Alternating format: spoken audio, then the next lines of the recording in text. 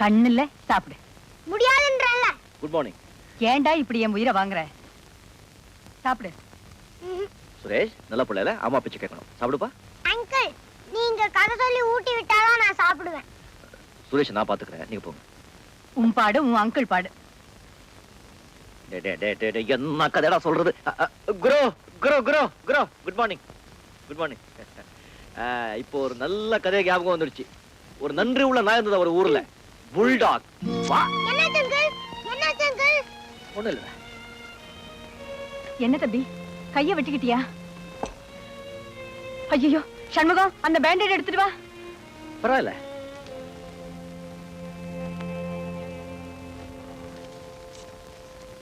பரவாயில்ல.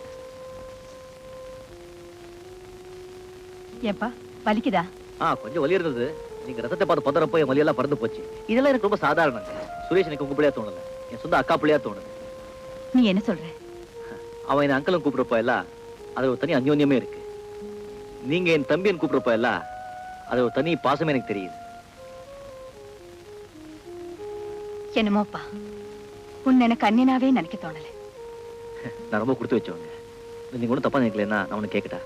கேளுப்பா. நீங்க ஒன்றும் தப்பா நினைக்க மாட்டீங்களா? நான் உங்களை அக்கான்னு கூப்பிடலாமா?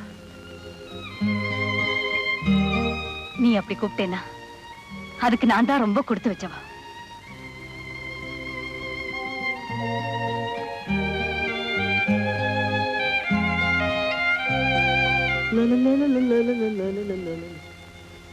குரு குரு குரு.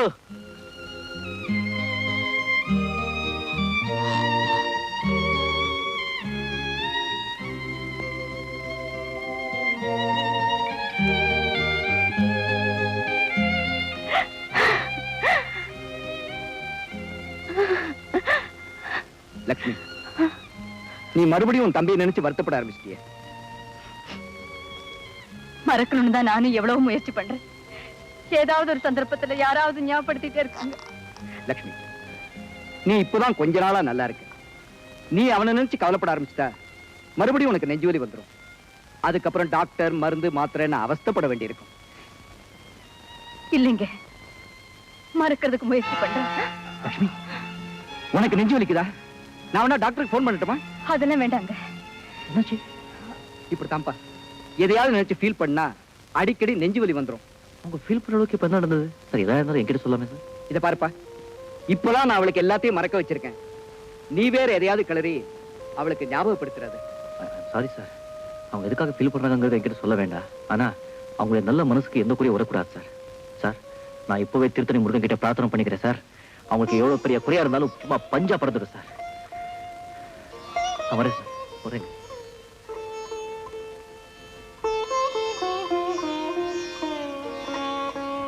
செங்கா காட்டுற அன்பையும் பாசத்தையும் பார்க்கும்போது எப்படிங்க என் தம்பி ஞாபகம் வராம இருக்கும்? ஆல்ரைட், நீ இப்ப ரெஸ்ட் எடுத்துக்க.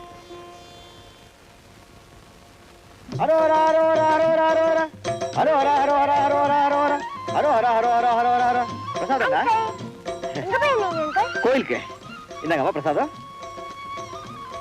என்ன இதெல்லாம்? பிரசாதம். நெஞ்சுவலி வந்தா இந்த விபூதியை பூசிக்கங்க, இந்த சந்தானத்தை வாயில போட்டுக்கங்க, எல்லாம் சரியா போயிடும். எந்த கோயிலுக்கு போயிட்டு வர? திருத்துணி கோயிலுக்குமா. என்னப்பா திடீர்னு? ஆமா, ஒரு வேண்டுதல் வேண்டியிருந்த, கடுமையான வேண்டுதல். அதை முடிச்சிட்டு வர்றேன். என்னப்பா வேண்டுதல்? அதெல்லாம் எதுக்குமா? பரவாயில்ல, சொல்லு. ஒண்ணும் இல்லம்மா, அந்த திருத்தணி முருகன் உங்க வாழ்க்கையில எந்த குறையெல்லாம் வச்சுட்டா நான் இங்கிருந்தே திருத்தணிக்கு கால்நடையா நடந்து போய் 30 அங்க பிரதட்சணை போட்டு சொல்லி வேண்டியிருந்தேன்.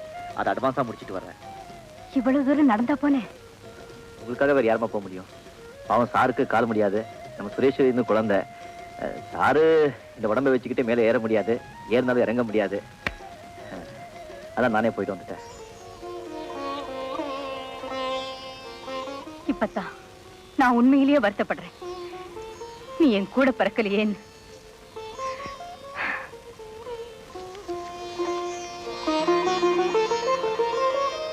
அப்பா, உண்மையில சொல்லு, என்ன திருத்தணிக்கா போன? எனக்கு என்ன தலை எழுத்தா? முருகம்பாக்கம் போனேன், பொழுதுல விழுந்து போறேன். வடப்பழனி போனேன், சந்தன விபூதி கொடுத்தாங்க, முருகான்னு வாங்கிட்டு வந்துட்டேன். ஒரு அப்பாவிய ஏமாத்திரியா? உனக்கு அவமானமா இல்ல? இல்ல இல்ல, நான் ஏமாத்திட்டு இருக்கேன், மேல மேல போயிட்டு இருக்கேன். நீ விசுவாசமா இருக்க, ஒரு நாள் இல்ல ஒரு நாள் இந்த வீட்டை விட்டு வெளியே போக போற. இனிமேல் அந்த முருகா இந்த மக்கு ராஜுவை பழைய ராஜுவா மாத்துட்டோம். முருகா, நான் எப்போ திருந்திட்டேன், திருந்த வேண்டியது நீதான். இந்த முருகனாவது உனக்கு நல்ல புத்தியை கொடுக்கட்டும். முருகா, எக்ஸ்கியூஸ் மீ, இங்க ஃபோர்த் எங்க இருக்கு? போறதுக்குறா சார், நேர போய் லெப்ட்ல திரும்புங்க. அங்க ராமையா ஒரு அட்வொகேட், அவங்க வீடு தெரியுமா உங்களுக்கு? ராமையாவா? இங்க போய் விசாரிச்சா தெரியும். தேங்க்யூ.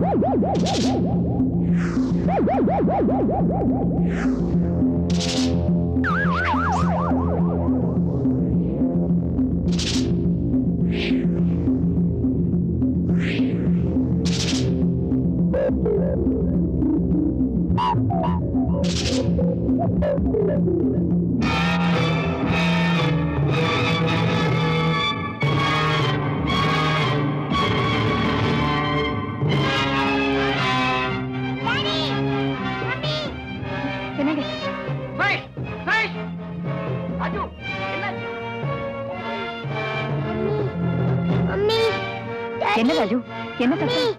சுரேஷ் இன்னுமா தூங்கல? ஏதோ சத்தம் கேட்டுதுங்க. ஓடியாந்தா அதுக்குள்ள எல்லா விளக்கும் அணைஞ்சு போச்சு. போய் பார்த்தா ஃபியூஸை எடுத்திருந்தாங்க. போட்டுட்டு திரும்பி பாக்குற நம்ம சுரேஷ் யாரோ தூட்டி பார்த்தாங்க. நல்ல வேலையா தடுத்துட்டேன். ஆனா இந்த படுவாய் பைய தப்பிச்சிட்டாங்க.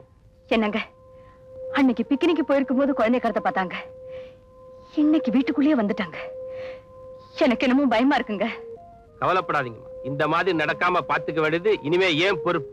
இனி ஒவ்வொரு ராத்திரி எனக்கு சிவராத்திரி தான். அம்மா, அம்மா, ராஜீவ பார்க்க ஒரு ஃப்ரெண்ட் வந்திருக்காருமா.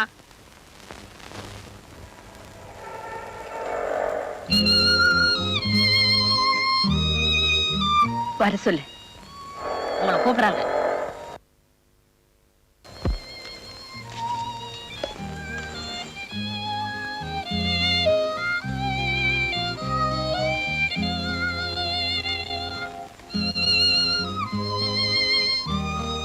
நான் ராஜுவை பார்க்க வந்தேன். ராஜு தானே? வா, சரி. உட்காருப்பா. ராஜு,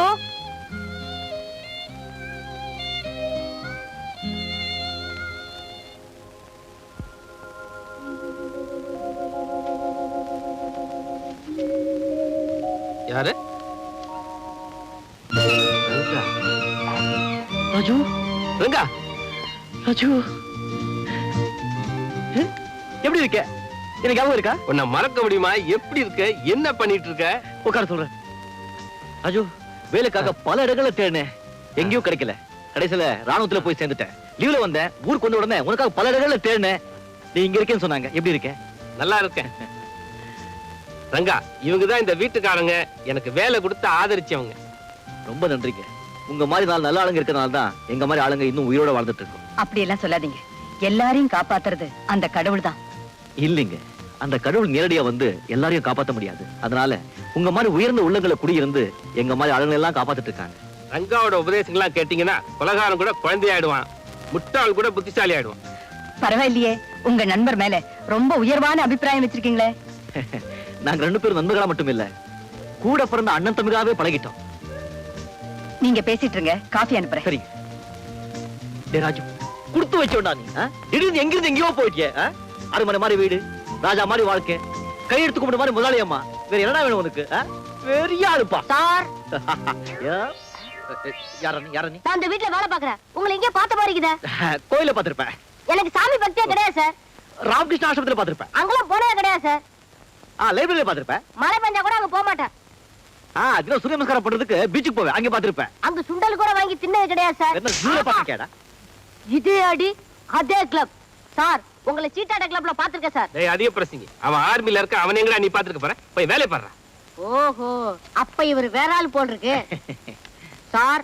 ஆனா ஒண்ணு, இந்த ராணுவ வீரனை வச்சு அந்த அவசர அடியை பீஸ் பீஸ் ஆகி காட்டுறேன். சார், தப்பு சார். தேங்க்யூ. இதே அடி அந்த அவசர அடிக்கு கொடுங்க சார். நான் வர்றேன். இவரை வச்சு அவனை என்ன டேய். பண்றது?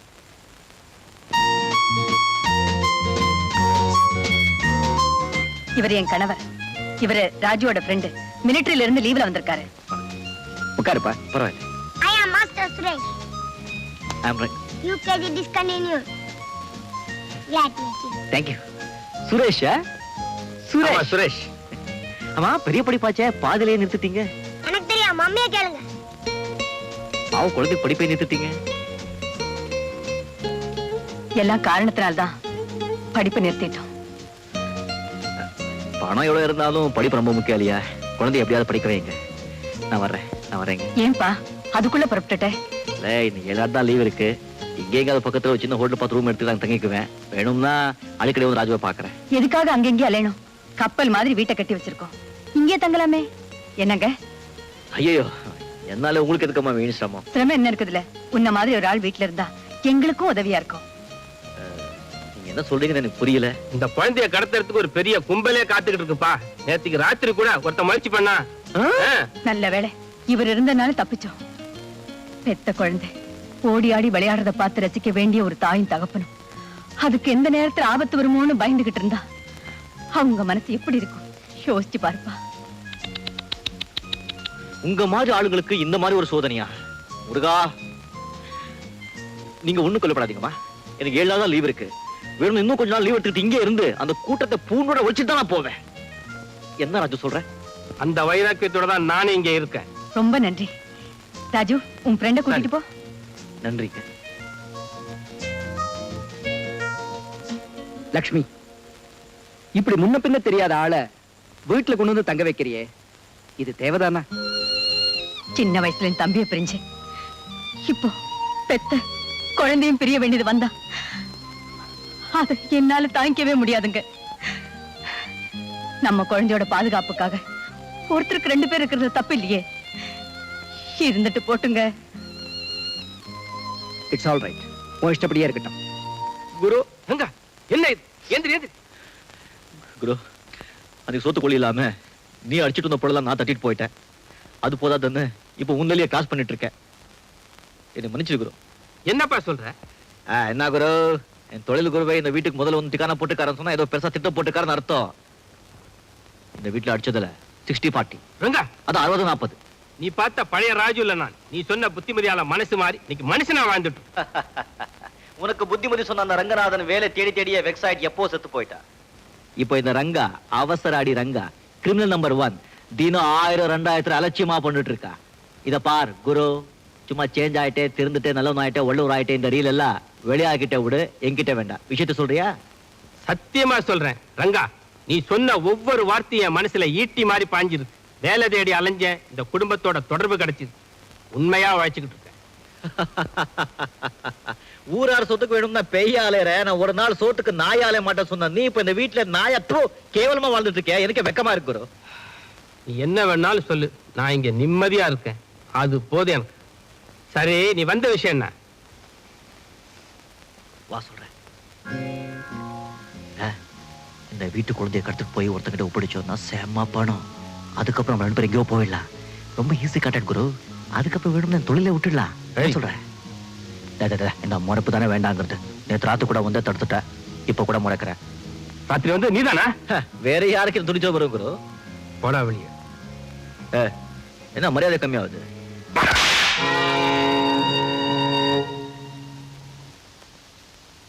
வா மோதிடலாமா? பாரு, குரு சிஷ்யன் அடிச்சா பரவாயில்ல, நான் திருப்பி சிஷ்யன் குருவை அடிச்சா கேவலமா இருக்கும், ஜாக்கிரதை. இந்த விளையாட்டெல்லாம் வேணாம். இங்க உன்னை அனுப்புறது யார்?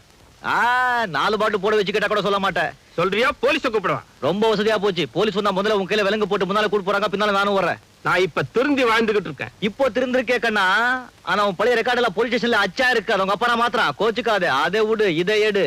பாத்தியா இந்த வீட்டுல நீ அடிச்ச லாக்கெட்டு? நடக்காது. உன் ஞாபகார்த்தமா போட்டுட்டு இருந்த லாக்கெட்டு இப்போ உன் குடுமி பிடிக்கிறதுக்கே யூஸ் ஆயிடுச்சு. நீ இவ்வளவு மோசமான கிரிமினலா மாறணும் கொஞ்சம் கூட எதிர்பார்க்கவே இல்லை. எல்லாம் உன் ஆசீர்வாதம். உன்கிட்ட ஹரிஓம்னு சொல்லி கத்துக்கிட்ட தொழில இப்ப நான் ஓஹோன்னு இருக்கேன். அந்த மரியாதைக்காகத்தான் உனக்கு தெரியாம அந்த குழந்தைய கத்துட்டு போக மாட்டேன். ஒண்ணு நீ, நான், அந்த குழந்தை 3 பேரும் இந்த வீட்டை விட்டு வெளியே போகணும். இல்ல உன் கண்ணுக்கு முன்னாலேயே நான் அந்த குழந்தைய கடத்திட்டு போகணும். நான் இங்க இருக்கிற வரைக்கும், இந்த வீட்டு உப்ப திங்கிற வரைக்கும் உன்னால அந்த குழந்தைய கடத்த முடியாது. உன்னை இந்த வீட்டை விட்டு வெளியே அனுப்பி அடுத்த நிமிஷமே நான் அந்த குழந்தைய கடத்திட்டு போறேன். சேலஞ்ச். ஆனா ஒண்ணு, நாம இந்த வீட்டுல இருக்க வரைக்கும் உன்னை நானோ என்ன நீயோ காட்டி கொடுக்க கூடாது. Gentleman agreement. ஓகே? ஓகே.